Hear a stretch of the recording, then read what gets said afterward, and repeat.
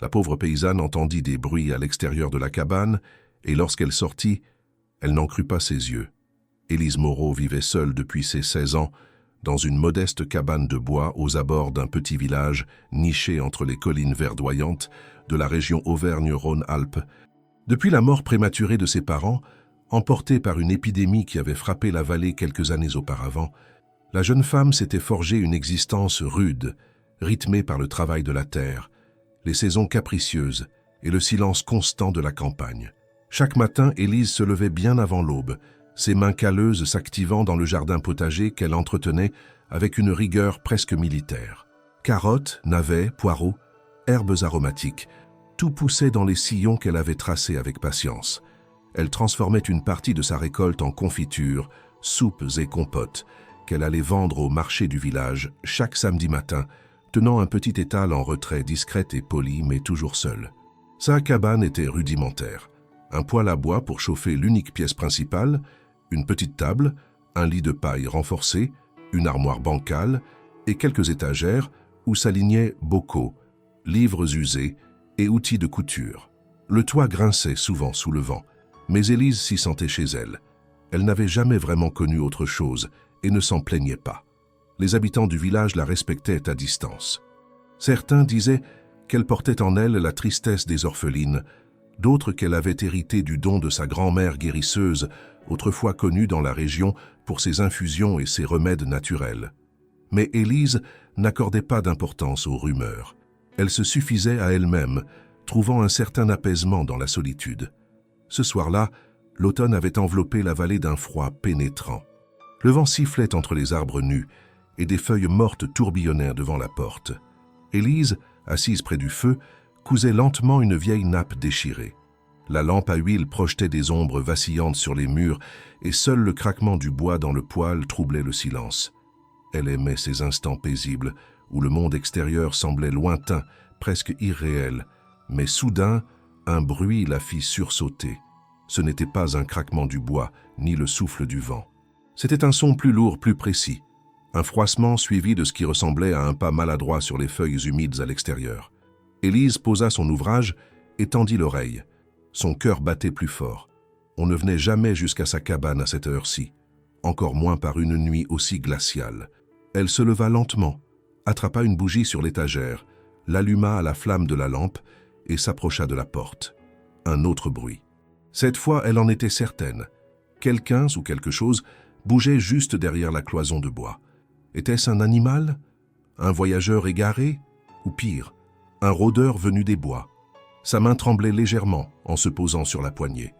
Elle savait qu'aucun voisin n'était assez proche pour entendre si elle appelait à l'aide.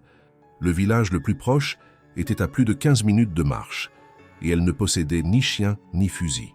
Dans un murmure presque inaudible, elle se donna du courage, du calme, Élise. Ce n'est peut-être rien. Elle ouvrit lentement la porte, la flamme de sa bougie vacillant dans la brise glaciale, et ce qu'elle vit sur le pas de sa porte figea son souffle dans sa gorge. Il était là, debout sous la pluie fine, son corps tremblant de froid, la tête légèrement baissée, comme s'il craignait de croiser son regard. Il portait un manteau long, détrempé, et ses bottes étaient couvertes de boue jusqu'aux mollets. Son visage, à moitié dissimulé par une écharpe grise mal enroulée, laissait entrevoir une barbe de plusieurs jours et des yeux clairs, fixant Élise avec une intensité qu'elle ne sut immédiatement interpréter. Ce n'était pas la peur qui s'en dégageait, ni l'arrogance, mais une sorte de tension contenue, comme s'il luttait pour rester debout, pour parler, pour ne pas céder à quelque chose de plus profond que le froid. Il toussa, une toux rauque et sèche, puis fit un pas hésitant vers la lumière qui émanait de la cabane. « Je suis désolé », murmura-t-il dans un français impeccable, mais avec une voix cassée. « Je ne voulais pas vous effrayer. J'ai perdu mon chemin. Je marchais depuis des heures dans la forêt. Pourriez-vous me laisser entrer, juste cette nuit ?» Élise resta un instant figée. Elle n'avait pas peur au sens strict, mais son instinct lui criait de se méfier. Personne ne passait par ces bois à cette heure, encore moins dans cet état. Elle observa ses mains. Elles étaient rouges de froid, mais sans trace apparente de blessures ou de griffures. Ses vêtements semblaient usés. Pourtant, elle remarqua, presque malgré elle, que la coupe du manteau était de qualité. pas le genre de tissu que l'on retrouve sur les épaules d'un vagabond ordinaire. Il leva les yeux vers elle, et dans ce regard, elle crut percevoir autre chose. Pas seulement de la fatigue, mais une sorte de solitude familière. Une détresse silencieuse qui, bien que dissimulée sous des manières polies, éveilla chez elle un écho, comme un miroir déformé de sa propre existence. « Vous pouvez rester près du feu » dit-elle enfin en ouvrant un peu plus la porte. « Mais seulement cette nuit. » Il hocha la tête sans discuter, puis entra lentement, ses pas laissant des traces humides sur le plancher en bois. Une fois à l'intérieur, il se dirigea vers le poêle et tendit ses mains gelées vers la chaleur. Élise referma la porte, resserrant son châle sur ses épaules. Elle alluma une autre lampe pour mieux éclairer la pièce. L'homme, sans demander, ôta son manteau trempé et le suspendit sur une chaise. Il portait en dessous une chemise de lin clair, tachée de boue, mais dont les boutons nacrés et la coupe trahissaient à nouveau une provenance bien différente de celle d'un simple vagabond. Elle l'observa sans mot dire pendant qu'il reprenait son souffle. Son dos était droit, ses mouvements précis. Rien dans sa posture n'évoquait l'abandon ou la négligence. Et malgré la fatigue apparente, il y avait dans ses gestes une retenue, une discipline presque élégante. « Comment vous êtes-vous perdu ?» demanda-t-elle enfin, en lui tendant une tasse d'eau chaude infusée avec un peu de thym de son jardin. « J'ai quitté la route principale après Chambon-sur-Lac, répondit-il, en serrant la tasse entre ses mains. Je pensais prendre un raccourci pour rejoindre le Mont d'Or, mais je me suis engagé sur un mauvais sentier. La nuit est tombée vite, et la pluie m'a surpris. Mon téléphone est tombé dans un ruisseau. Plus de lumière, plus de cartes. Je marchais à l'aveugle depuis la fin de l'après-midi. Son récit était cohérent, mais quelque chose sonnait faux. Élise connaissait bien la région. Les chemins entre Chambon-sur-Lac et le Mont d'Or étaient balisés. Il était difficile de se perdre complètement, sauf si l'on cherchait précisément à éviter les routes connues. Elle ne répondit pas immédiatement. Il but en silence, ses yeux fixés sur les flammes. « Vous êtes blessé ?»« Non, juste fatigué et frigorifié. » Elle hocha la tête, toujours méfiante. Elle ne voulait pas de problème. Sa vie n'était pas parfaite, mais elle tenait à sa tranquillité. Accueillir un inconnu, c'était risquer d'attirer l'attention ou pire, de se retrouver mêlée à des affaires qui ne la concernaient pas. Mais en même temps, elle ne pouvait pas moralement fermer la porte à quelqu'un qui tremblait de froid et risquait de mourir d'hypothermie à quelques mètres de son seuil. « Vous dormirez sur le banc », dit-elle en désignant le large meuble près du mur, recouvert de coussins et d'une vieille couverture. « C'est tout ce que je peux offrir. C'est bien plus que ce que j'espérais, » répondit-il avec une voix adoucie. « Merci, mademoiselle. Élise. Merci, Élise. » Il s'allongea sans discuter, et bientôt ses paupières se fermèrent. Mais Élise resta éveillée encore longtemps. Elle rangea les tasses, s'assit près de la fenêtre et observa la pluie tomber. Dehors, le vent s'était levé. Dedans, elle sentait sa propre respiration se faire plus lourde, plus lente. Elle n'aimait pas la présence d'un inconnu dans sa maison. Et pourtant, quelque chose en elle refusait de regretter sa décision. Avant d'aller se coucher, elle jeta un dernier regard vers le visiteur. Il dormait profondément, le visage enfin visible, apaisé. Elle nota la finesse de ses traits, la régularité de ses sourcils, la propreté de ses ongles. Il ne ressemblait en rien au vagabond qu'elle avait croisé au marché ou aperçu le long des routes. Et cette pensée, au lieu de la rassurer, la troubla encore davantage. Elle souffla la lampe, laissant la chaleur du poêle envahir la pièce. L'obscurité reprit possession de la cabane, mais le silence n'était plus le même. Une présence nouvelle avait franchi le seuil, et Élise savait, sans pouvoir l'expliquer, que cette nuit marquait la fin d'une certaine forme d'innocence dans sa vie. Elle ne savait pas encore ce que cet homme cachait, ni pourquoi son regard lui restait en mémoire, même les yeux fermés. Mais elle comprit déjà que rien dans les jours à venir ne ressemblerait à ce qu'elle avait connu jusqu'alors. Le lendemain matin, Élise se réveilla plus tôt qu'à l'habitude. Malgré la nuit fraîche et les couvertures épaisses, elle avait mal dormi.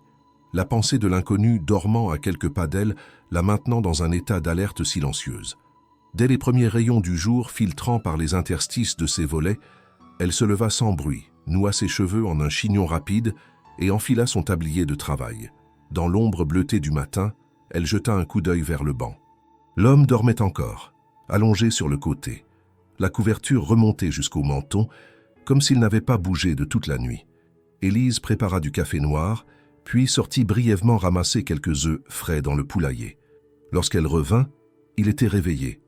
Il se redressa lentement, frotta ses yeux et la remercia d'un ton poli, presque trop poli, comme un homme habitué aux formalités d'un monde éloigné du sien. « Bonjour », dit-il en se levant avec lenteur. « Je me sens déjà bien mieux. Vous m'avez sauvé d'une nuit qui aurait pu très mal se terminer. Vous pouvez rester ici le temps de reprendre des forces, mais je travaille toute la journée, » répondit-elle sans détour. « La cabane est modeste, vous l'avez vu. Pas de distraction, pas de luxe. Si vous avez besoin de quelque chose, dites-le maintenant. Un peu d'eau pour me laver, si cela ne vous dérange pas. Et peut-être une bassine. » Élise hocha la tête et sortit chercher de l'eau au puits. À son retour, elle trouva l'homme en train de plier soigneusement la couverture et de remettre le banc en ordre. Ce détail, insignifiant en apparence, attira son attention. Peu de gens dans la région prenèrent la peine de ranger ainsi, encore moins après une nuit glaciale passée sur un meuble dur. Il agissait avec méthode, presque avec élégance, comme quelqu'un élevé dans une culture de soins et de formalité. Elle le regarda s'agenouiller et se laver les mains et le visage dans un silence précis. Aucun geste n'était bâclé. Il prenait son temps, comme s'il répétait une routine qu'il n'avait jamais abandonnée. Même la manière dont il essuya ses mains sur un vieux torchon paraissait incongrue dans ce décor rustique. Ses ongles, malgré la veille passée dans la boue, étaient encore nets. Trop nets. Elle l'observa discrètement tout au long de la matinée. Il parlait peu, ne posait pas de questions inutiles et semblait vouloir respecter l'espace qu'elle lui accordait. Mais chaque fois qu'il ouvrait la bouche, quelque chose sonnait, anormal. Ses mots étaient choisis, sont phrasés d'une précision presque littéraire. Il n'utilisait jamais de contractions, pas même dans des phrases simples. Quand il évoqua le café, il en parla comme d'un produit d'origine, mentionnant subtilement l'arôme, la torréfaction et même le type de grain. Élise, elle, achetait du café moulu en sachet à l'épicerie de la place. Elle n'avait jamais réfléchi à la provenance de ces produits, encore moins au vocabulaire qui les accompagnait. Et pourtant, cet homme semblait y accorder une importance étrange pour quelqu'un censé être perdu dans les bois depuis des heures.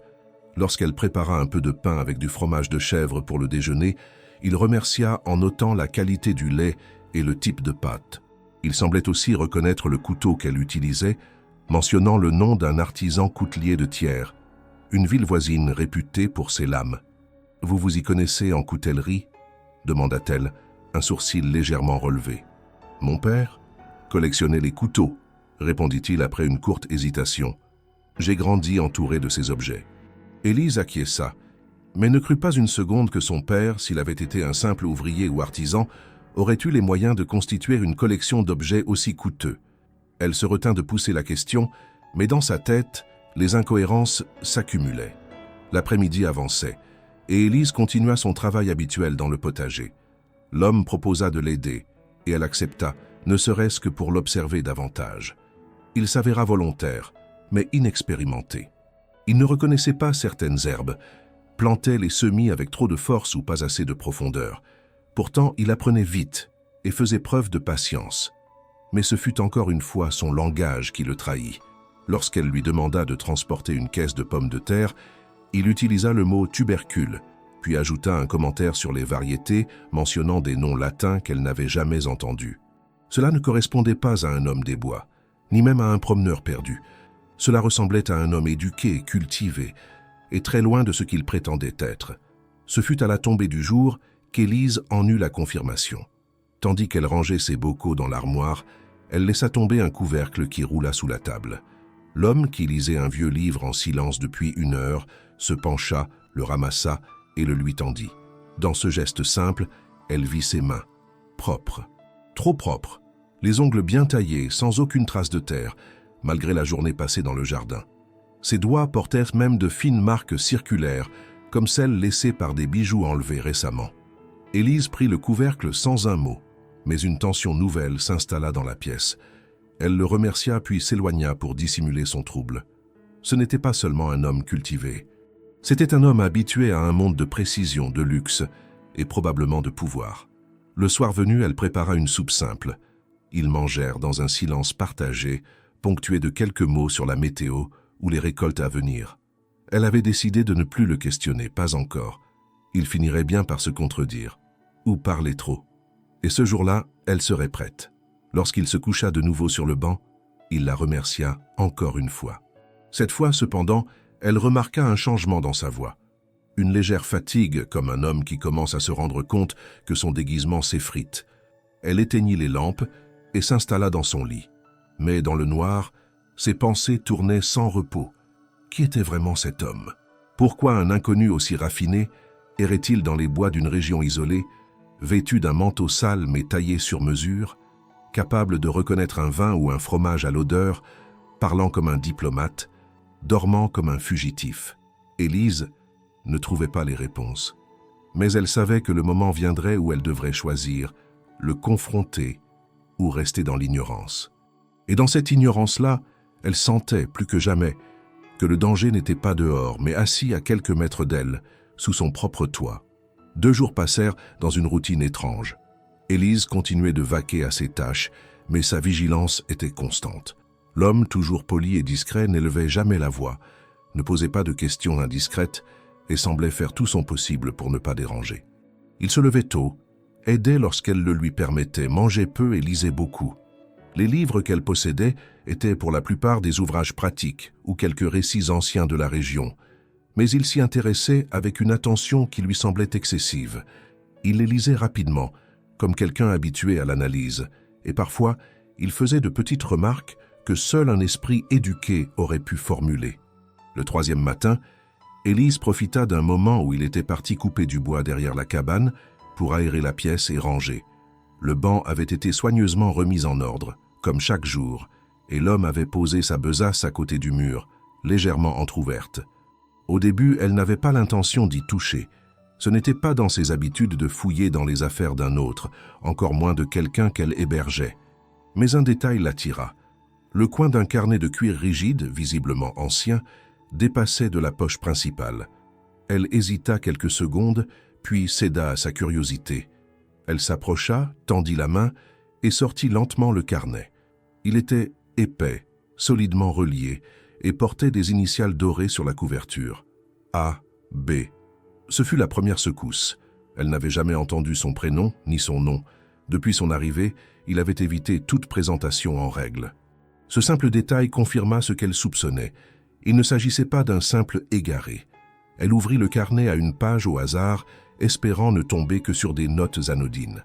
Mais dès les premières lignes, ses doutes se renforcèrent. Les pages étaient remplies de textes rédigés tantôt en français, tantôt en anglais. Les 2 langues étaient écrites avec une précision impressionnante, sans faute, avec un vocabulaire technique. Il ne s'agissait pas de journal intime ni de simples pensées vagues. Les notes parlèrent de réunions stratégiques, investissements à risque, fonds bloqués et révision d'actifs. Elle lut un passage entier où il était question d'une réunion à Londres avec un certain monsieur Caro, lié à un groupe bancaire européen. Un autre évoquait une transaction annulée à Zurich. Plusieurs noms de sociétés revenaient régulièrement, dont certaines qu'elle avait déjà entendues dans les journaux économiques, que le pharmacien du village laissait traîner parfois. Elle tourna quelques pages de plus. D'autres annotations faisaient état de litiges juridiques, de clauses de confidentialité et même d'une note manuscrite mentionnant un risque de compromission par X, trahison probable, vigilance extrême recommandée. Cette dernière phrase la fit frissonner. Elle se demanda si le X était un prénom ou une simple initiale pour désigner quelqu'un à éviter. Quoi qu'il en soit, le contenu du carnet ne correspondait en rien au profil de l'homme qu'il prétendait être. Elle referma brusquement le carnet lorsqu'elle entendit le craquement d'une branche dehors. Elle le remit exactement à sa place, rangea rapidement les autres objets autour et reprit sa posture comme si de rien n'était. Quelques minutes plus tard, il entra, portant une brassée de bois, le visage rougi par l'effort. Il la salua, posa les bûches à côté du poêle et se lava les mains en silence. Mais Élise n'était plus calme. Elle le regardait avec une méfiance grandissante, son esprit bouillonnant de questions. Dès qu'elle trouva un moment après le repas, elle décida de l'affronter. Elle ne pouvait pas supporter de vivre avec cette tension permanente, d'héberger un inconnu qui portait visiblement un secret d'une ampleur qu'elle ne comprenait pas encore. « J'ai vu votre carnet », dit-elle d'une voix ferme, les bras croisés, debout près de la porte. L'homme releva lentement la tête, ses yeux la fixant avec une expression indéchiffrable. Je l'ai trouvé dans votre sac ce matin. Les notes, les noms, les entreprises. Ce n'est pas un carnet de voyage ni de souvenirs. Vous êtes quelqu'un d'autre, pas un homme perdu dans la forêt. » Un long silence s'installa. Il ne la coupa pas, ne tenta pas de nier immédiatement. Il baissa les yeux un instant, comme s'il pesait chaque mot à venir. « Ce carnet n'est pas à moi, » dit-il finalement. Il appartenait à un collègue. Je l'ai trouvé et je l'ai gardé pour des raisons personnelles. Ce que vous avez lu n'a rien à voir avec moi. Élise fronça les sourcils. C'est faux. Les initiales sont les vôtres. Et même si ce carnet était à quelqu'un d'autre, vous le comprenez parfaitement. Les termes, les annotations en anglais, ce sont vos mots, votre écriture. Vous vous trompez, dit-il, en gardant un ton calme. Je comprends vos soupçons, mais vous n'avez aucune preuve de ce que vous avancez. Je n'ai pas besoin de preuves. Je vous héberge sous mon toit. Je crois que j'ai le droit de savoir qui vous êtes. Sinon, vous partez. Le ton monta légèrement. L'homme ne répondit pas tout de suite. Il se leva, fit quelques pas dans la pièce, puis s'arrêta devant la fenêtre. Dehors, le ciel était couvert, et un vent froid commençait à souffler à nouveau. « Si je vous disais la vérité, vous ne me croiriez pas, dit-il, sans la regarder. Et si je mens, vous le saurez. Alors essayez. Dites-moi ce que vous faites ici, et pourquoi ce carnet parle de réunions bancaires et de trahison. » Il se retourna lentement. Cette fois, son visage avait changé. Ce n'était plus celui d'un homme cherchant à masquer quelque chose. C'était un mélange de fatigue, de résignation et d'une tension nouvelle. « Très bien, » répondit-il. « Mais vous devez me promettre de m'écouter jusqu'au bout. Je ne suis pas ce que vous croyez. Et si vous me livrez aux autorités sans comprendre le contexte, je ne sortirai jamais vivant de cette affaire. » Élise ne bougea pas. Elle ne répondit pas immédiatement. Il venait de confirmer qu'il fuyait quelque chose de sérieux. Mais elle décida de ne pas reculer. Elle voulait la vérité, ou du moins une version plus proche d'elle. « Je vous écoute, » dit-elle, « mais ne me prenez pas pour une idiote. Si je sens que vous mentez, je vous conduis moi-même au poste de gendarmerie du village. »« Très bien, » répéta-t-il, « je vous dirai ce que je peux. » Ce fut à ce moment précis qu'Élise comprit que sa cabane n'était plus seulement un abri passager pour un homme perdu. Elle était devenue, sans qu'elle ne l'ait voulu, un lieu où se jouait une histoire bien plus vaste que sa vie quotidienne de fermière, une histoire dont elle ignorait encore les enjeux, mais dont elle faisait désormais partie. Il s'assit lentement sur le banc, les mains jointes, le regard fixé au sol comme s'il cherchait les mots au fond de lui-même. Élise resta debout, le dos droit, à une distance prudente. Elle ne le quittait pas des yeux. Elle avait accueilli cet homme dans sa cabane par pitié. Mais ce soir, elle exigeait plus que des manières polies ou un langage raffiné. Elle voulait des faits, des réponses claires, une vérité concrète. « Je ne suis pas un criminel », commença-t-il d'une voix plus basse que d'habitude. « Pas comme vous l'imaginez, en tout cas. Je ne suis pas venu ici pour me cacher de la justice au sens le plus simple. Ce que je fuis, c'est une erreur grave. Et je ne peux pas la réparer tant que je suis traqué comme un fugitif. » Il leva enfin les yeux vers elle. Son regard était direct, et pour la première fois depuis son arrivée, il n'avait plus l'air de vouloir impressionner. Il semblait sincèrement acculé. « Vous devez comprendre que si je vous dis tout maintenant, vous serez en danger. Pas parce que je vous veux du mal, mais parce que ceux qui me cherchent n'hésiteraient pas à vous impliquer.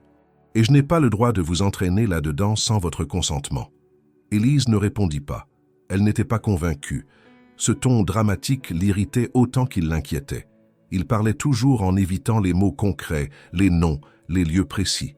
C'était une manière de brouiller les pistes, et elle en avait assez. « Vous n'avez pas répondu à ma question. Ce carnet, c'est le vôtre, et les notes qui s'y trouvent, ce ne sont pas des fables.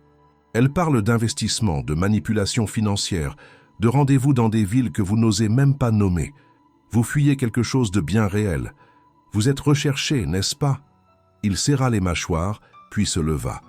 Il semblait sur le point de sortir, mais au lieu de cela, il fit quelques pas dans la pièce, puis s'arrêta près de l'étagère où étaient rangés les pots de confiture. « Oui, je suis recherché, » dit-il, « mais pas pour ce que j'ai fait. Pour ce qu'on m'accuse d'avoir fait. Ce n'est pas la même chose. Vous connaissez la différence. » Élise fronça les sourcils. Il jouait avec les mots. « Encore. Et que vous reproche-t-on » Il se tourna vers elle. L'ombre de la lampe projetait des reflets durs sur son visage. « On m'accuse de fraude bancaire, de détournement de fonds, de manipulation de comptes, et de dissimulation de documents confidentiels. Elle recula d'un pas, presque involontairement. C'est donc vrai. Vous êtes lié à ce monde-là, celui dont parlent les journaux. Les scandales, les hommes d'affaires arrêtés en pleine nuit, les procès à huis clos. Et vous êtes venu vous cacher ici, chez moi.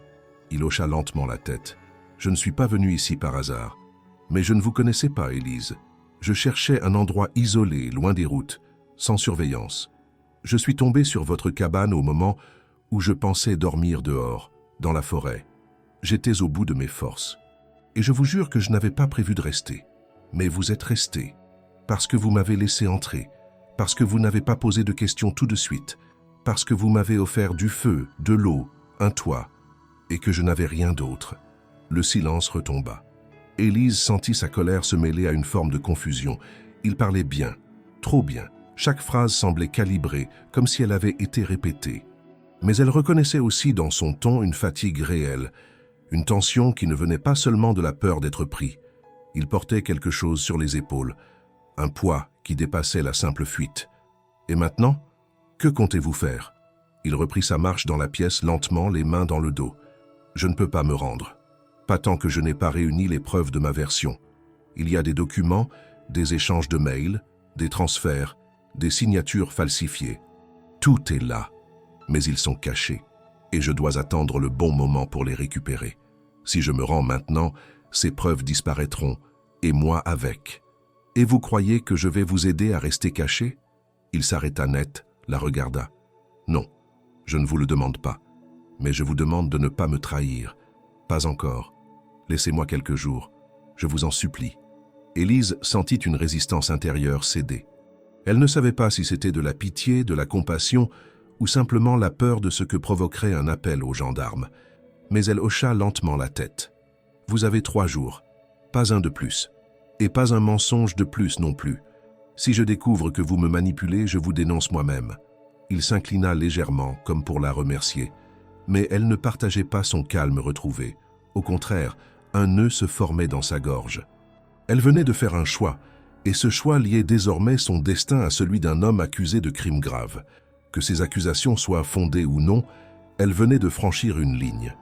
Elle alla se coucher sans un mot de plus. Dans le lit, elle resta longtemps éveillée, les yeux fixés sur le plafond sombre. Les paroles de l'homme tournaient en boucle dans sa tête. Fraude bancaire, détournement de fonds, documents falsifiés. Et maintenant, elle savait qu'en le gardant ici, elle risquait bien plus que des rumeurs de village. Elle risquait la complicité, l'humiliation publique, voire pire. Mais ce qui la dérangeait le plus n'était pas la peur de ce que les autres diraient. C'était cette part d'elle-même qui croyait encore qu'il disait vrai. Cette intuition persistante qu'il fuyait quelque chose de réel, d'injuste, une erreur. Peut-être, elle aurait voulu pouvoir haïr cet homme, ou au moins s'en méfier avec froideur. Mais au fond d'elle, il y avait un doute plus lourd que tout le reste. Et dans ce doute, elle pressentait que les jours à venir ne feraient qu'alourdir le poids de sa décision. Le lendemain, Élise se leva avec un poids nouveau sur la poitrine. Elle avait passé la nuit entière à revoir les mots du visiteur dans sa tête, et rien n'avait su dissiper le malaise. La révélation de la veille avait changé leur dynamique. Il n'était plus un inconnu perdu, ni un simple visiteur égaré. Il était un homme en fuite, accusé de crimes financiers et qui, malgré ses discours mesurés, portait un fardeau bien plus grand que ce qu'il voulait admettre. À présent, chaque geste, chaque regard, chaque silence entre eux portait cette tension silencieuse. Elle descendit en silence, alluma la lampe à huile et mit l'eau à chauffer. Il n'était pas encore réveillé. Le banc était vide, mais son manteau était toujours là. Elle sortit et le trouva non loin de là, agenouillé près du puits, les manches retroussées, lavant ses mains avec une lenteur presque cérémonieuse. Lorsqu'il l'aperçut, il ne dit rien immédiatement. Il se contenta de la saluer d'un signe de tête, comme s'ils étaient 2 collègues de ferme qui partagèrent le même terrain sans s'encombrer de paroles inutiles. Ils déjeunèrent sans parler. Élise n'avait plus envie de poser des questions qui l'éviteraient. Elle voulait qu'il parle de lui-même, qu'il se dévoile sans qu'elle ait à arracher les vérités au compte-gouttes.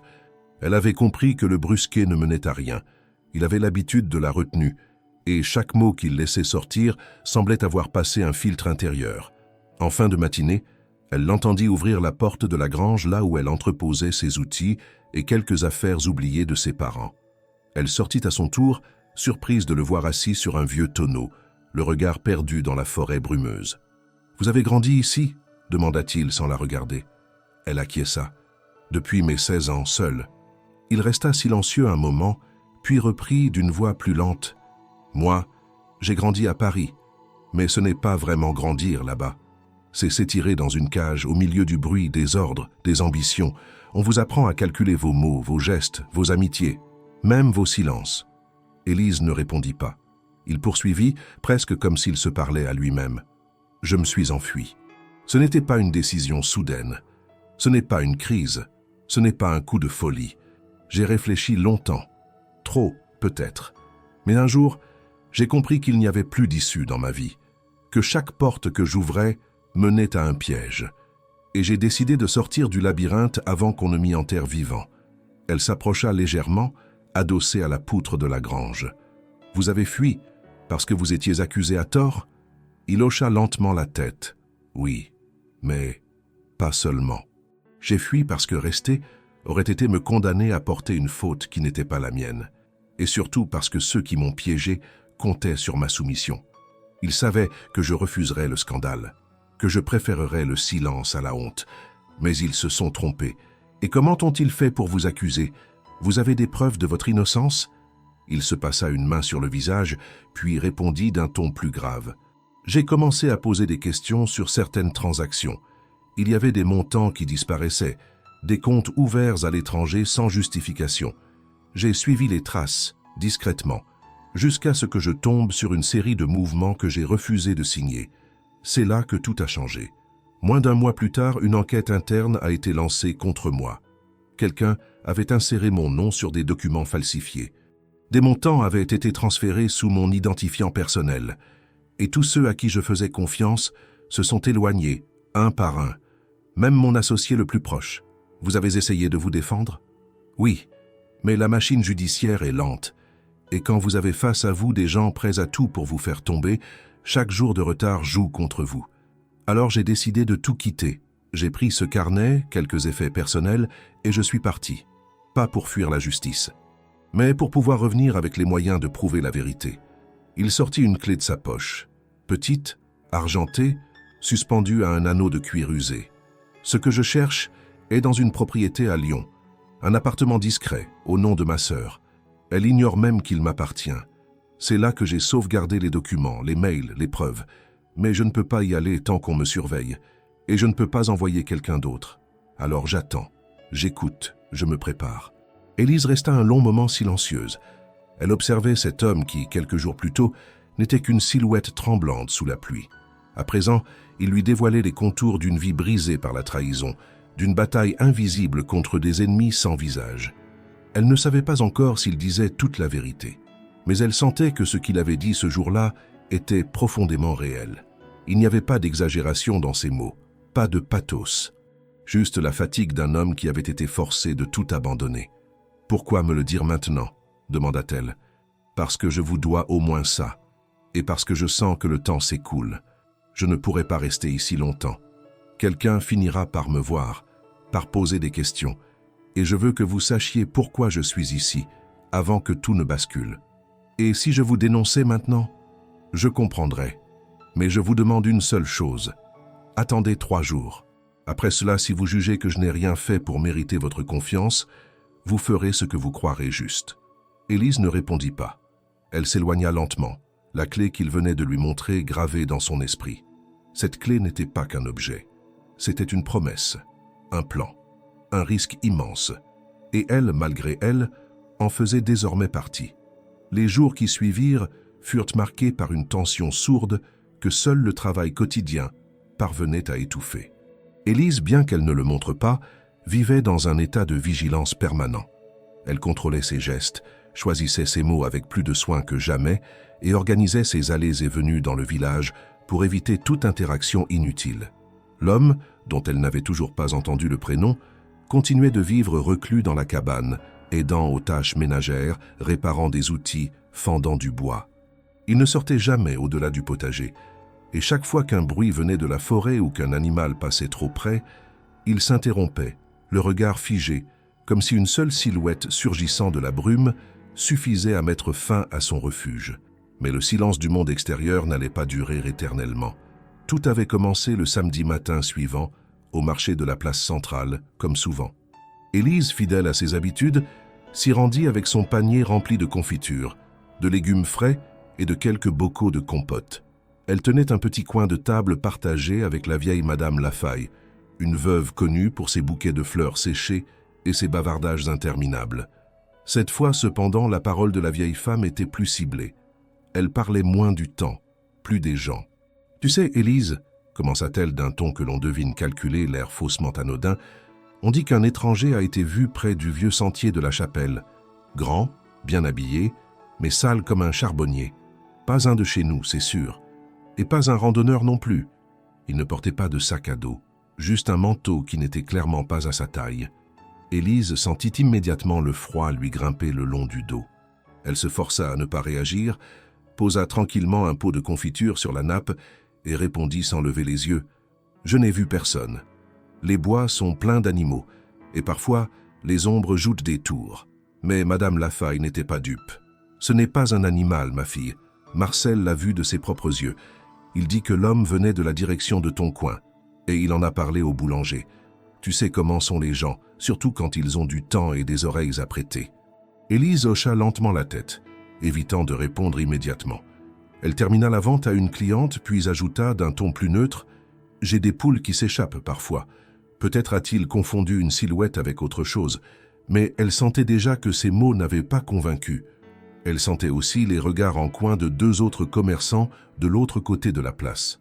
L'un d'eux, un vendeur de fromage qui d'ordinaire ne lui adressait qu'un simple salut, vint lui parler un peu plus tard, apparemment par simple curiosité. « On dit qu'un homme aurait été aperçu dans les bois. Tu n'as rien vu, toi qui vis là-bas ?»« Non, rien. Peut-être un promeneur égaré. Il n'y a rien à chercher par chez moi. » Le vendeur acquiesça, mais son expression trahissait un doute. Il n'insista pas, mais elle sentit que les rumeurs prenaient racine. Ce fut dans les jours suivants que les effets devinrent plus visibles. Lorsqu'Élise entra à l'épicerie, la tenancière, habituellement affable, s'interrompit brièvement au milieu d'une conversation. Lorsqu'elle demanda du sucre et du vinaigre, on lui proposa des alternatives, comme si l'on essayait d'allonger l'échange, d'ouvrir une porte à la discussion. Mais Élise, sur la défensive, répondait par des phrases courtes, payait en liquide et quittait les lieux dès que possible. À la cabane, l'atmosphère devenait tout aussi oppressante. Le visiteur avait compris que quelque chose avait changé. Un soir, alors qu'ils réparaient ensemble une fenêtre dont le bois avait pourri, il l'observa longuement avant de parler. « Quelque chose ne va pas. Vous êtes plus tendue, plus silencieuse encore. » Élise soupira, nettoyant la vitre avec un chiffon rugueux. « On parle. Au marché. On raconte qu'un homme aurait été vu dans les bois, pas loin d'ici. Les gens posent des questions. Et je n'ai pas d'explication qui ne paraisse suspecte. » Il pinça les lèvres et son regard devint sombre. « Je suis désolé. Je n'ai jamais voulu vous exposer. Et pourtant, c'est ce que vous avez fait. » Il hocha lentement la tête. « Je partirai demain, si vous le souhaitez. » Elle s'arrêta, le regarda avec un mélange d'amertume et de résolution. « Ce n'est pas seulement ce que je souhaite. C'est ce que la situation exige. Mais si vous partez sans plan, vous serez retrouvés. Les gendarmes commencent à venir plus souvent en village. Ils écoutent, ils posent des questions discrètes. Il suffit d'un détail, d'un mot. Vous ne pourrez pas survivre là-dehors sans aide. » Il se leva, fit quelques pas en silence, puis revint vers elle avec cette même clé suspendue à son anneau de cuir. « Je vous ai parlé de cet appartement à Lyon.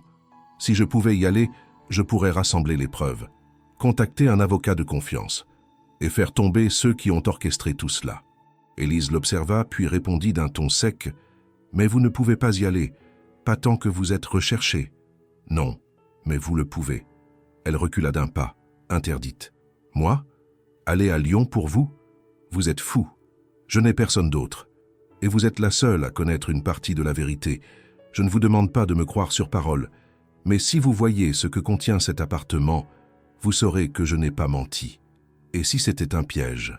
Et si c'était vous le manipulateur ? » Il leva les mains comme s'il acceptait le doute. « Je ne vous force à rien, mais le temps joue contre moi, et contre vous aussi. Car si je suis découvert ici, vous serez impliqué.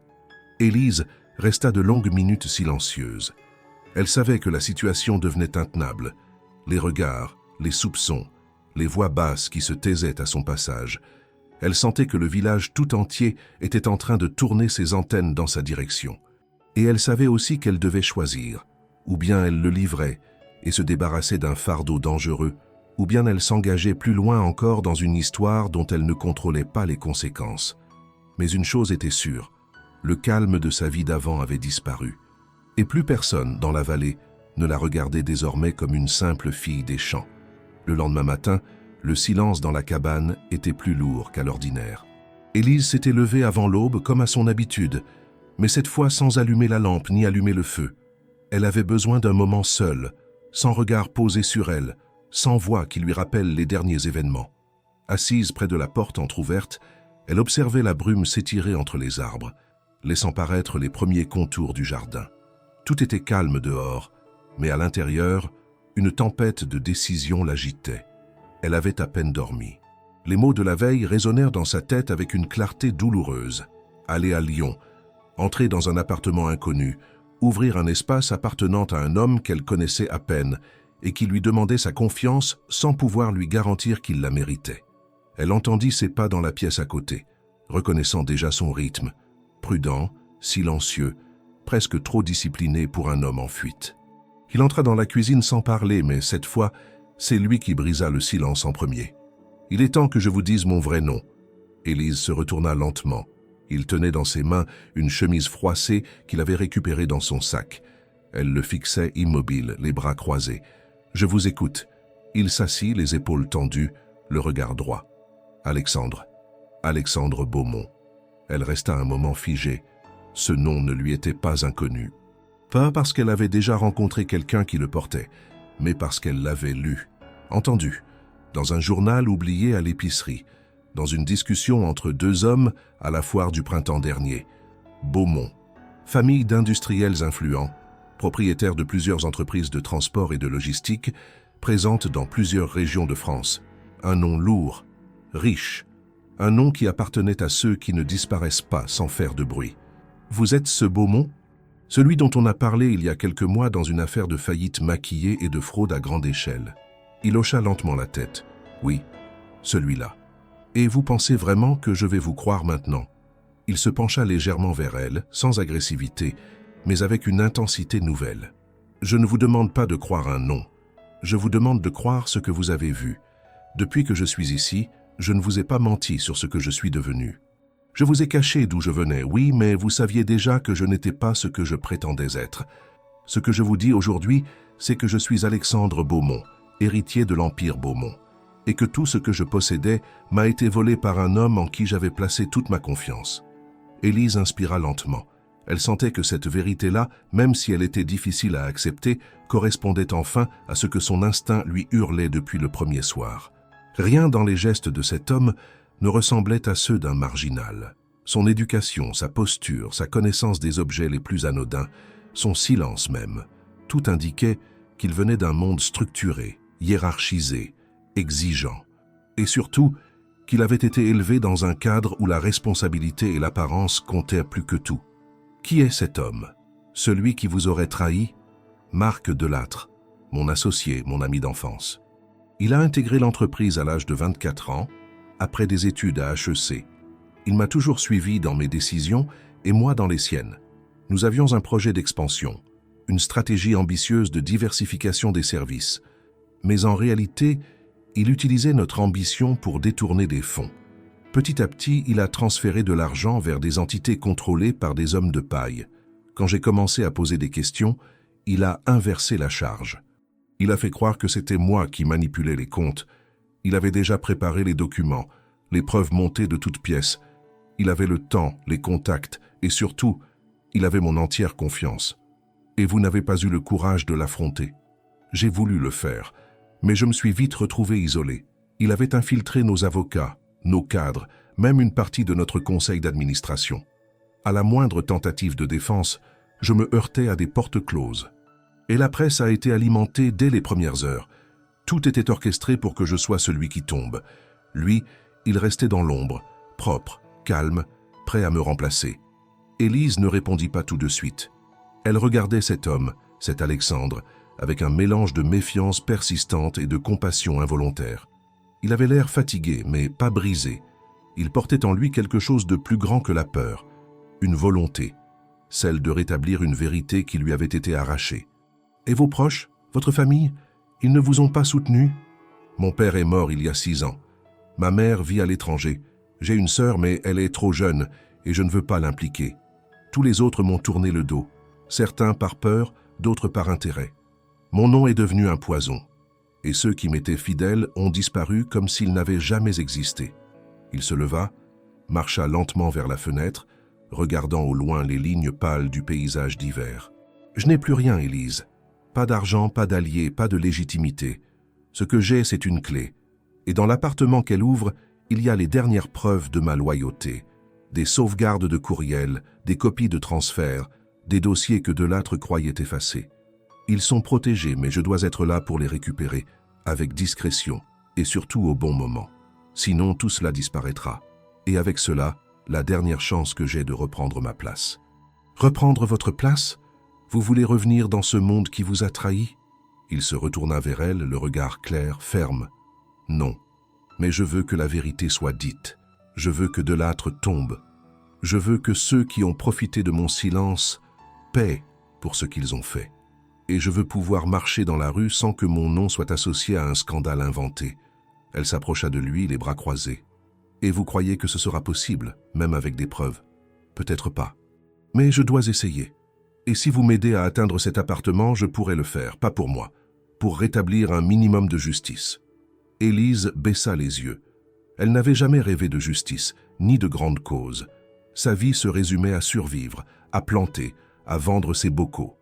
Mais ce jour-là, dans cette cabane qui sentait encore le bois mouillé et le linge séché au feu, elle comprit que son quotidien venait d'être irréversiblement lié à une histoire qui dépassait toutes les limites de sa petite vie de villageoise. Elle ne dit pas encore oui, mais elle ne dit pas non. Et dans son silence, Alexandre sut qu'il avait encore une chance. Les jours suivants s'écoulèrent dans une tension feutrée, rythmée par les regards échangés et les silences lourds de signification. Élise, désormais porteuse du nom de celui qu'elle hébergeait, n'ignorait plus rien de la gravité de la situation. Chaque pas, chaque mot, chaque aller-retour jusqu'au village prenait un poids qu'elle n'avait jamais connu auparavant. Et Alexandre, maintenant démasqué mais étrangement plus calme, s'était mis à parler davantage. Non pas pour convaincre, mais pour préparer. Car à mesure que les heures passaient, la certitude qu'ils devaient agir s'imposait à eux comme une évidence.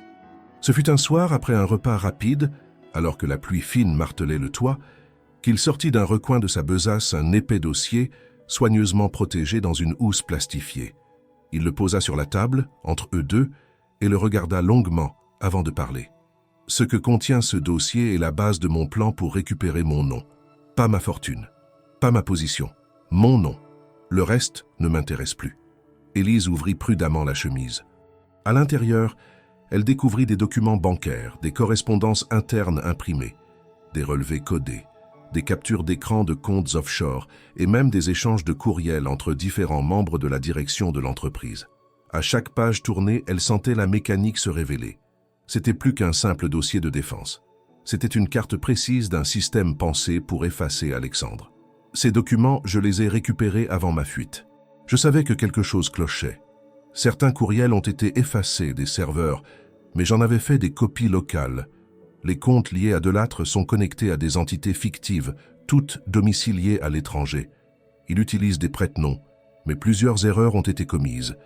Des transferts réalisés les jours où il était supposé être en réunion à Paris, alors qu'en vérité, il était à Genève. Des signatures qui ne correspondent pas parfaitement. Et surtout, des contradictions entre les déclarations fiscales et les mouvements bancaires. Élise n'était pas experte, mais même elle pouvait voir que les incohérences s'accumulaient. Elle ne connaissait pas les détails du monde financier, mais elle comprenait la logique du mensonge. Et ici, tout sentait l'artifice mal dissimulé. Et l'appartement ? Celui dont vous avez parlé, il contient plus de documents comme ceux-là ? Beaucoup plus. J'y ai stocké 2 disques durs avec les sauvegardes complètes de mes échanges professionnels, ainsi qu'un coffre contenant des originaux. Le tout est bien caché. L'appartement appartient légalement à ma sœur, mais personne ne sait que j'en ai l'usage. C'est un point mort dans le système. Aucun lien officiel, c'est ma dernière ressource. Et comment comptez-vous y aller sans être repéré? Il sortit de sa poche un plan dessiné à la main, tracé avec soin. Des itinéraires y figuraient, des horaires, des points de contrôle. Il avait calculé les trajets, les temps de passage, les lignes secondaires de train et les correspondances peu fréquentées. Je ne peux pas me déplacer seul. Mon visage est connu. Même s'il ne figure pas sur les avis de recherche publics, il a circulé dans les milieux économiques et dans certaines rédactions. En revanche, vous êtes invisible à leurs yeux. Une jeune femme de la campagne. Sans antécédents, sans lien, sans réseau, vous pouvez vous déplacer librement. Personne ne vous suspectera. Élise referma le dossier, les mains légèrement tremblantes. Et vous attendez de moi que je parte seul à Lyon, que je récupère les disques et les documents, et que je revienne ici comme si de rien n'était? Non, je ne veux pas que vous reveniez ici. Je veux que vous alliez à Lyon, que vous preniez ces éléments, et que vous les remettiez à l'homme que je vais vous indiquer. Un ancien avocat d'affaires, à présent à la retraite. Il habite non loin de la Croix-Rousse. Il me connaît, mais il n'est lié à aucun des réseaux corrompus. Il peut porter le dossier devant les autorités compétentes sans déclencher immédiatement une alerte. Il saura à qui s'adresser pour que cela reste discret mais efficace. Vous comprenez ce que vous me demandez, Alexandre? Oui, je vous expose à un risque. Et je le fais parce que vous êtes la seule personne à m'avoir tendu la main sans rien attendre en retour. Je n'abuserai pas de votre confiance. Si vous refusez, je comprendrai. Mais si vous acceptez, je vous jure que vous ferez basculer cette affaire. Et que, quoi qu'il advienne, je vous protégerai. Elle le fixa longuement. Il y avait dans sa voix une force que l'on ne trouve que chez ceux qui ont déjà tout perdu. Il ne cherchait pas à l'émouvoir, ni à la convaincre par la pitié. Il posait les faits, avec la rigueur de celui qui a vu la trahison détruire tout ce qu'il avait construit. Le lendemain matin, ils passèrent des heures à répéter les étapes. Elle devrait prendre un car jusqu'à Clermont-Ferrand, puis un train régional vers Lyon. Dans la gare, elle devrait passer par une sortie secondaire, prendre un taxi jusqu'à l'adresse, entrer dans l'immeuble en utilisant un code que seul Alexandre connaissait et récupérer le contenu caché derrière une cloison amovible dissimulée dans une vieille armoire métallique. Le tout ne devait pas lui prendre plus de 2 heures. Et si quelqu'un m'attend là-bas? Personne ne sait que cet endroit existe et personne ne vous connaît. Mais si, par malheur, quelque chose tourne mal, vous ne devez pas revenir ici. Vous partez. Vous vous réfugiez chez la personne dont je vous ai parlé. Il saura quoi faire. Elle ne répondit pas tout de suite. Elle savait qu'elle s'apprêtait à franchir une ligne qui ne permettait aucun retour. Elle avait toujours évité les conflits, les choix extrêmes. Mais cette fois, il n'était plus question de confort. Il s'agissait de vérité. Et peut-être, en agissant, de retrouver aussi une part d'elle-même longtemps oubliée. Le soir venu, elle fit ses bagages discrètement. Quelques vêtements simples, ses papiers d'identité, un peu d'argent qu'elle gardait pour les urgences. Elle glissa le plan d'Alexandre dans une chemise entre 2 livres et dissimula le tout dans un sac de toile. Lorsqu'elle revint dans la pièce principale, il l'attendait debout, près de la porte. « Merci, Élise. Vous ne savez pas ce que cela représente pour moi. » Elle le regarda avec gravité. « Ce n'est pas pour vous que je fais ça.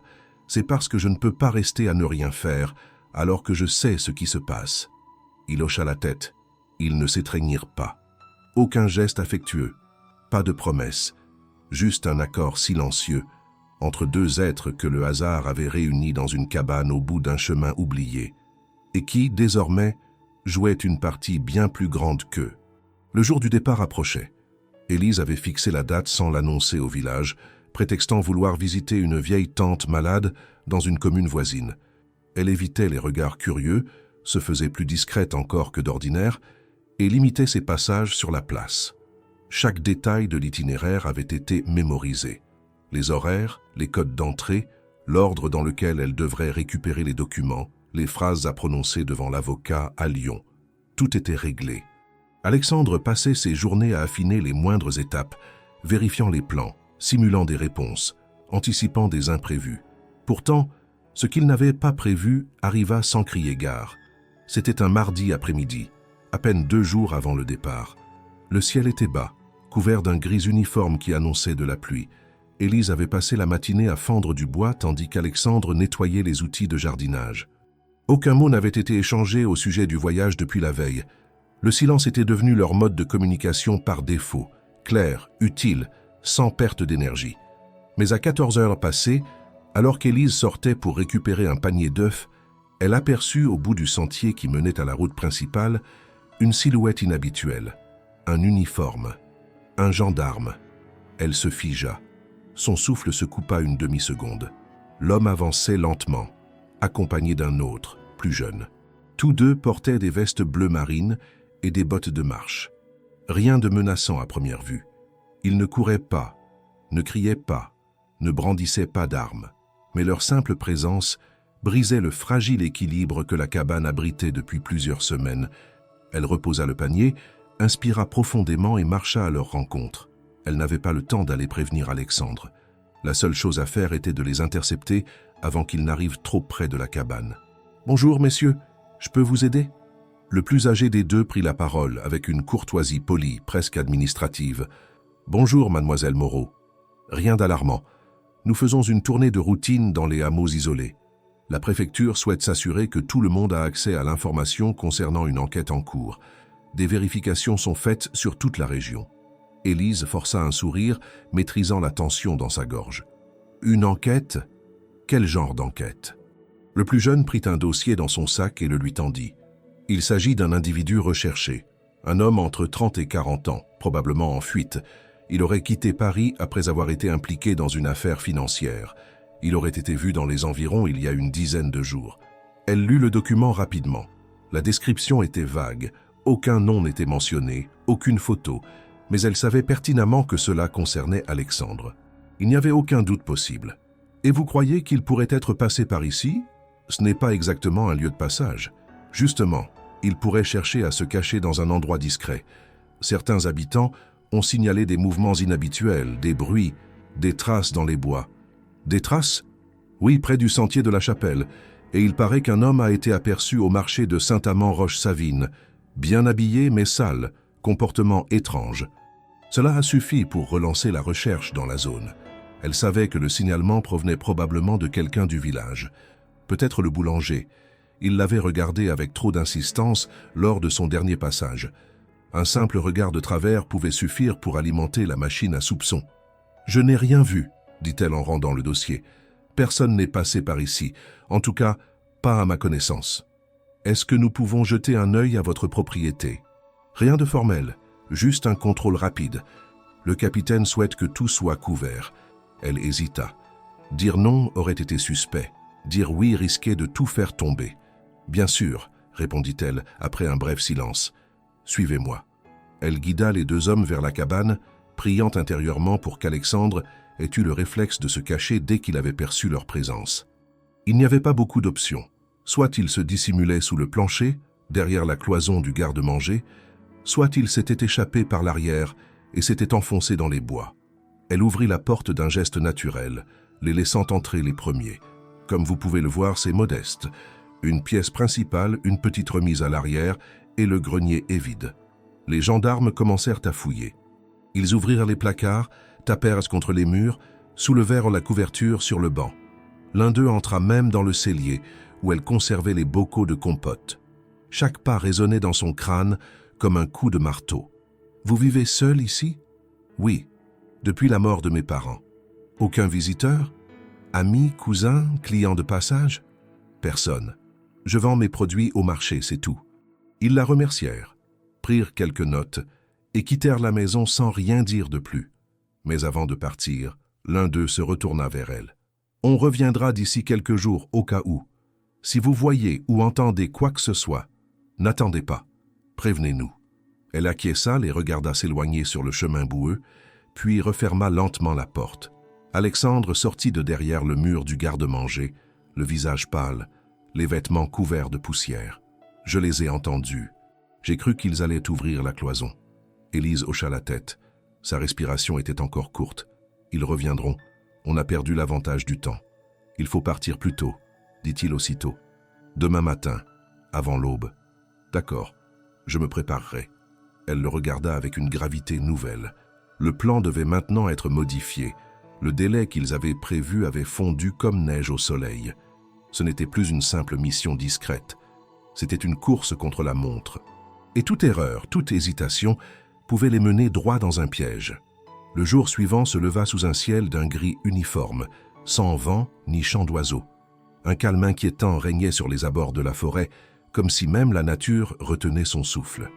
Élise n'avait presque pas dormi. Elle s'était couchée tard, les nerfs tendus, l'estomac noué par l'angoisse et les préparatifs.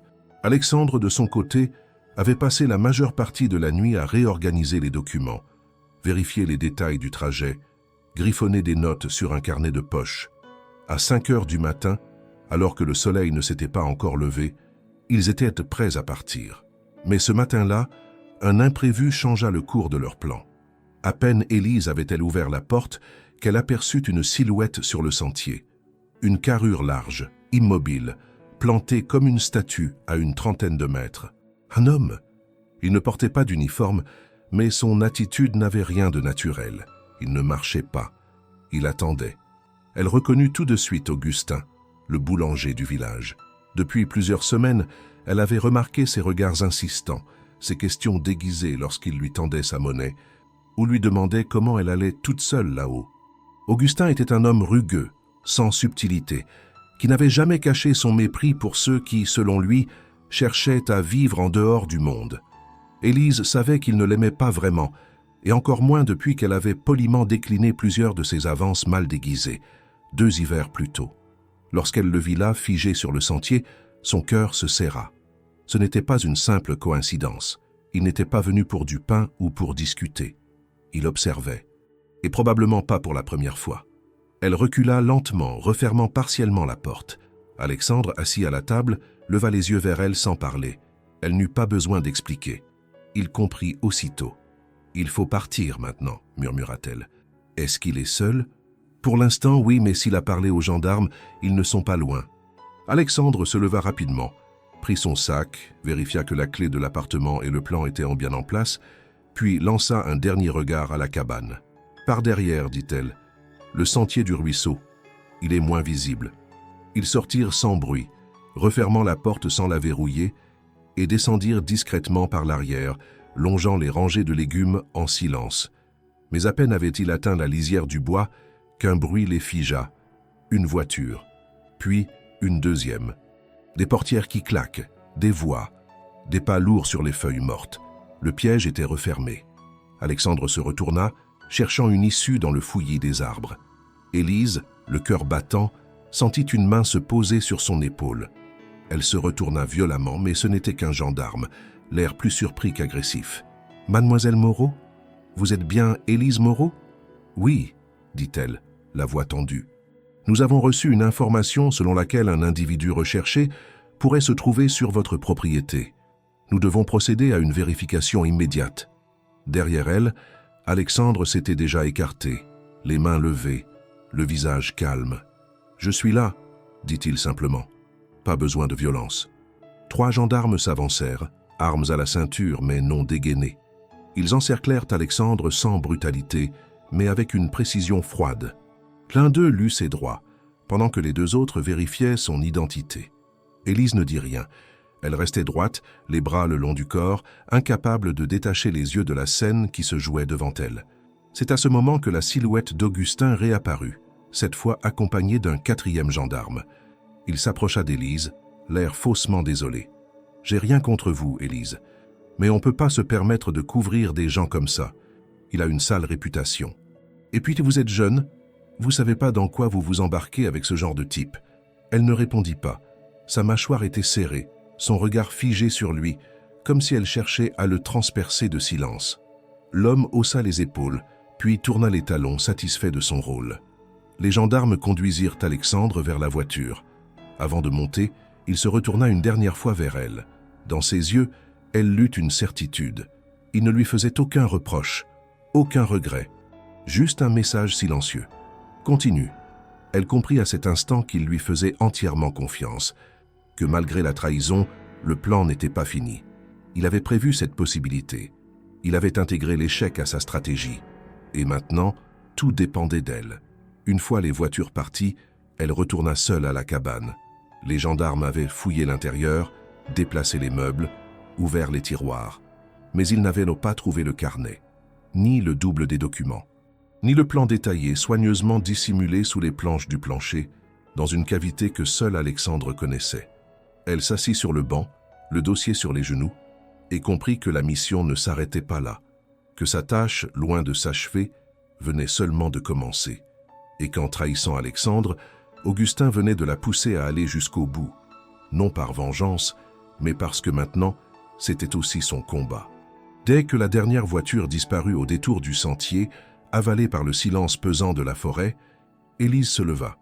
Elle ne resta pas une minute de plus assise sur ce banc où, pendant des semaines, elle avait vu Alexandre dormir, lire, réfléchir. Elle savait ce qu'elle avait à faire. Il n'y aurait pas de retour en arrière. Le plan qu'ils avaient tracé ensemble n'était plus un projet hypothétique ni une précaution en cas d'extrême nécessité. Il était désormais le seul chemin possible. Elle retourna à l'intérieur de la cabane, ferma toutes les fenêtres et verrouilla la porte, non pour se protéger, mais pour s'assurer que personne d'autre ne viendrait fouiller une seconde fois. Puis, à genoux sur le sol, elle écarta le tapis usé, dévissa 2 lattes du plancher avec le couteau que son père utilisait autrefois pour tailler les piquets du jardin et retira la boîte dissimulée dans la cavité en dessous. À l'intérieur, tout était encore là. Le carnet en cuir, les copies des documents qu'Alexandre avait collectés, le plan détaillé de l'itinéraire vers Lyon, la photo d'un certain maître Delorme, ancien avocat d'affaires reconverti en conseiller juridique indépendant, et la clé argentée marquée d'un discret B gravé sur l'extrémité. Rien n'avait été touché. Les gendarmes, pourtant minutieux, n'avaient pas pensé à vérifier sous le plancher. Elle replaça les lattes, remit le tapis et prépara son sac. Pas de vêtements superflus, juste l'essentiel. Elle glissa les documents dans une chemise rigide, rangea le carnet dans une poche intérieure et vérifia que la clé était bien fixée à l'anneau de cuir qu'elle porterait autour du cou, caché sous son pull. En moins d'1 heure, tout était prêt. Elle enfila un manteau sombre, une écharpe épaisse, et sortit à pied prenant le petit sentier qui contournait les collines vers l'est, loin des routes fréquentées.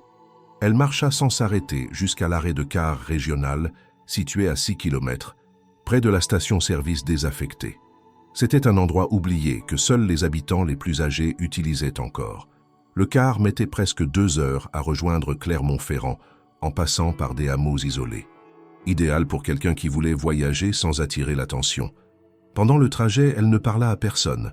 Les rares passagers étaient des retraités, des femmes avec des sacs de provisions, un adolescent qui écoutait de la musique avec des écouteurs bon marché.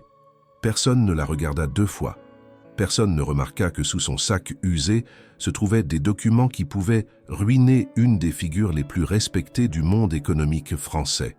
À Clermont-Ferrand, elle changea de bus. Cette fois, direction Lyon. Elle avait acheté son billet en espèces 2 jours plus tôt, prévoyante. Lorsqu'elle monta dans le véhicule, elle choisit une place côté couloir, à l'arrière, et garda ses affaires sur les genoux. Elle ne dormit pas.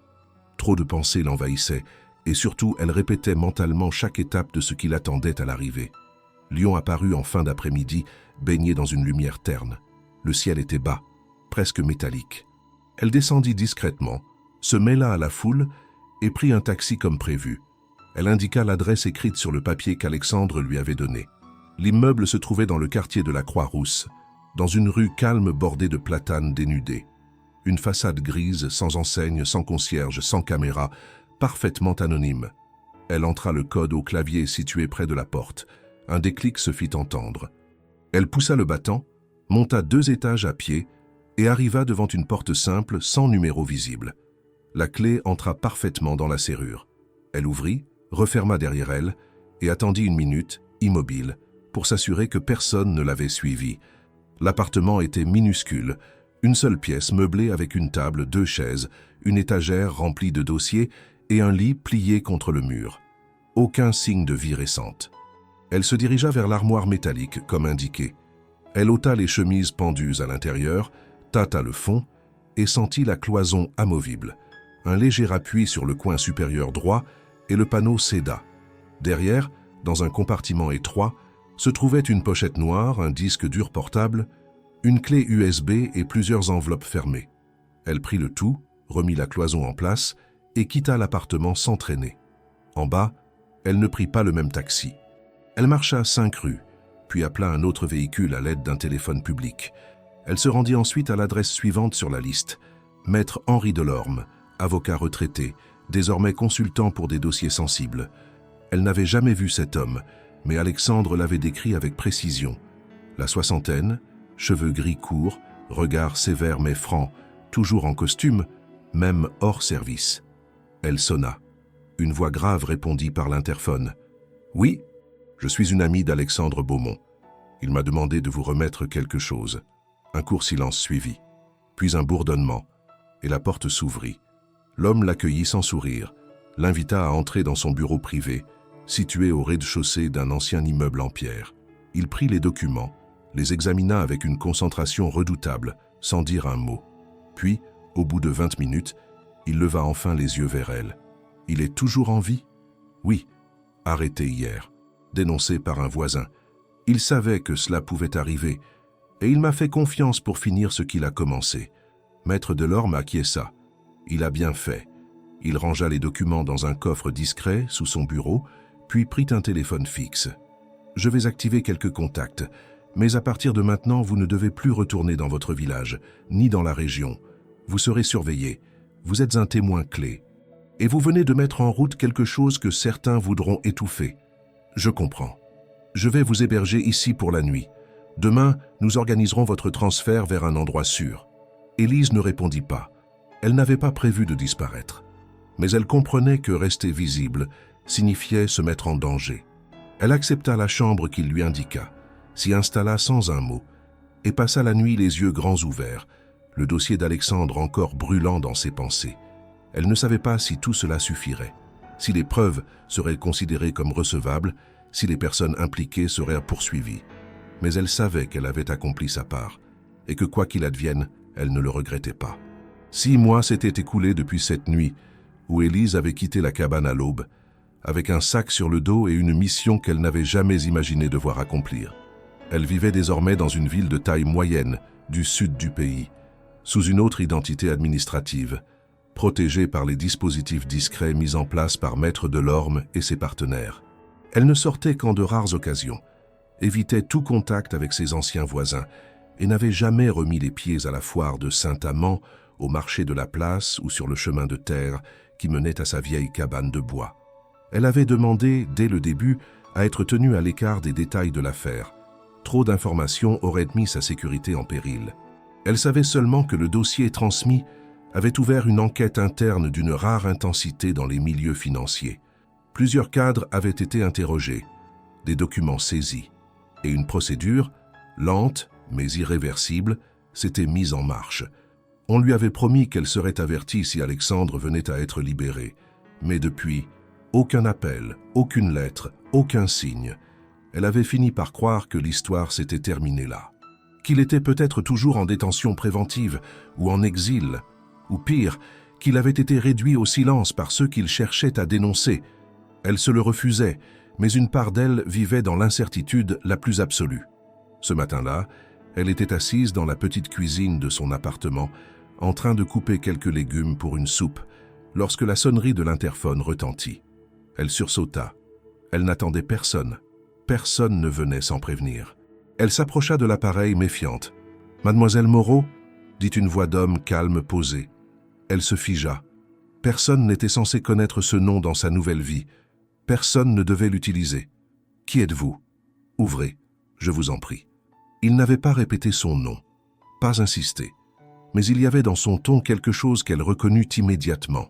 Cette manière de parler, cette retenue, cette franchise, sans brutalité.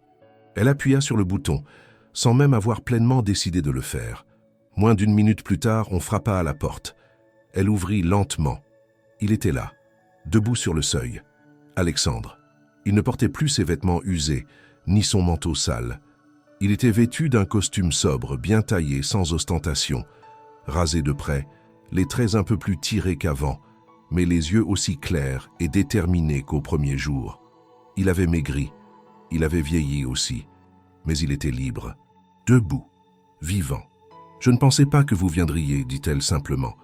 Moi non plus, mais je suis là. » Il resta sur le pas de la porte, attendant son invitation. Elle s'écarta lentement, le laissa entrer et referma derrière lui. Aucun mot de plus ne fut prononcé pendant plusieurs minutes. Ils restèrent l'un en face de l'autre, absorbés par la simple présence de l'autre, comme si ce silence valait plus que toutes les explications. Enfin, il parla. « Vous avez réussi. Tout ce que nous avons préparé a porté ses fruits. Delors m'a transmis le dossier. Une cellule d'enquête a été ouverte discrètement, sans alerter la presse. Les preuves étaient solides. Trop solides pour être ignorées. Les comptes ont été gelés. Delattre a tenté de se défendre, mais les incohérences l'ont rattrapé. Il est actuellement en détention, dans l'attente de son procès. Quant à moi, j'ai été blanchi. Officiellement. Totalement. La justice m'a reconnu innocent. Mais surtout, elle a reconnu que j'avais été piégé. Et maintenant, demanda-t-elle, maintenant je suis libre, mais je ne retournerai pas dans ce monde-là. Je n'ai plus envie de reconstruire ce que j'ai perdu. J'ai compris que ce que j'avais bâti était un château de sable. Ce que je veux maintenant, c'est autre chose. Quelque chose de vrai, de solide. Il se tut un instant, puis reprit. Et je suis venu vous voir parce que, si je suis ici aujourd'hui, c'est grâce à vous. Sans votre courage, je serais probablement encore dans une cellule. Ou pire, vous avez tout risqué, pour moi, et je ne l'oublierai jamais. Élise baissa les yeux. Elle n'attendait rien de tout cela. Pas de remerciement, pas de reconnaissance. Elle avait agi parce qu'il le fallait, parce qu'elle avait vu en lui une vérité que peu auraient accepté de croire, parce qu'elle refusait de détourner le regard quand il s'agissait de justice. « Je n'ai rien fait d'extraordinaire », murmura-t-elle. « Vous avez fait ce que personne n'avait osé faire. Vous m'avez cru, et vous avez agi. C'est plus que ce que j'aurais pu espérer de quiconque. » Il s'approcha lentement de la table, observa les légumes coupés, le couteau encore humide, le bol de soupe tiède. Puis il releva les yeux vers elle. « Reviendriez-vous avec moi ? »« Où ? » ?»« Là où vous voudrez. Je n'ai plus de manoir, ni de bureau. Mais j'ai récupéré une maison dans le sud. Un endroit calme. J'y vis seul, pour l'instant. Je ne vous demande pas de décider aujourd'hui, mais je voulais que vous sachiez que vous y serez toujours la bienvenue. » Elle ne répondit pas tout de suite. Elle servit 2 bols de soupe, s'assit en face de lui, et ils mangèrent en silence. Il n'y avait rien à précipiter. Aucun besoin de combler l'espace par des promesses ou des projets. Lorsqu'il repartit, 2 heures plus tard, il lui laissa une adresse. Elle la glissa dans le tiroir de sa table de chevet, sans rien dire. Ce soir-là, pour la première fois depuis longtemps, elle dormit profondément. Et pour la première fois depuis qu'elle avait ouvert sa porte à un inconnu trempé et tremblant de froid, elle se sentit en paix.